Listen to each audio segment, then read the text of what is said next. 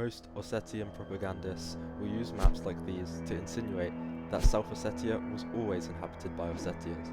But boy, will I blow your mind in this video.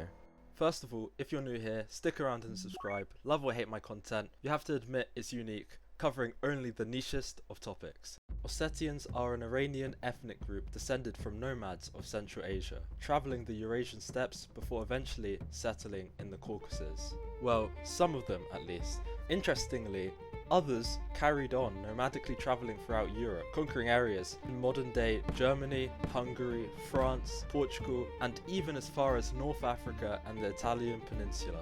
At around 1239 to 1277, the kingdom of Alania was destroyed by the Mongols, who massacred much of the Alan population. The Alans then went below the Caucasian mountain belt, leading to the first conflicts between Ossetians and Georgians. The Alans took control of territories ranging from the mountains to Gori and Musketa, but in 1326, after a 3-month siege of Gori, Georgi V of Georgia managed to take Gori back from the Alans and expelled them from Shida-Kartli and Dvaleti. In the 17th century, pressures from Circassians in the North Caucasus caused a second wave of Ossetian migration. The king of Kartli permitted this migration, with Ossetian peasants often settling the lands of Georgian feudal lords. 1772, German explorer Guttenstadt visited Georgia to make a record of the peoples of the Caucasus. He referred to Ossetians as people living north of the Greater Caucasus Range. He described lands south of the mountains as Kartli and Imereti. Meanwhile, any Ossetians are mentioned as isolated highland villages or migrant settlements, not as a contiguous ethnographic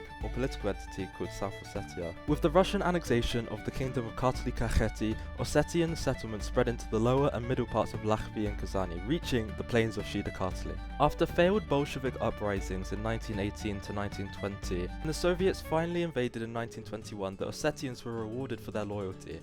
In 1922, there was the creation of a territory called South Ossetia for the first time in history. Deciding where the borders should be set was a controversial affair. Many Georgian villages were included in the South Ossetian Autonomous Oblast. Parts of Racha, Shorapani, Gori, and Dusheti counties were all included in the Autonomous Oblast, despite all of these lands historically being indigenous to Georgians. Tskhin Valley was made the capital of the region despite not even having an Ossetian majority, or ever having an Ossetian majority. In 1893, the Ossetian population of Tskhin Valley was 0. The name Tskhin Valley comes from this old Georgian word that I can't pronounce, meaning the land of the hornbeams. Another obstacle in deciding the borders of South Ossetia was that Ossetians weren't really limited to one area and demanded to have a bunch of exclaves in the rest of Georgia.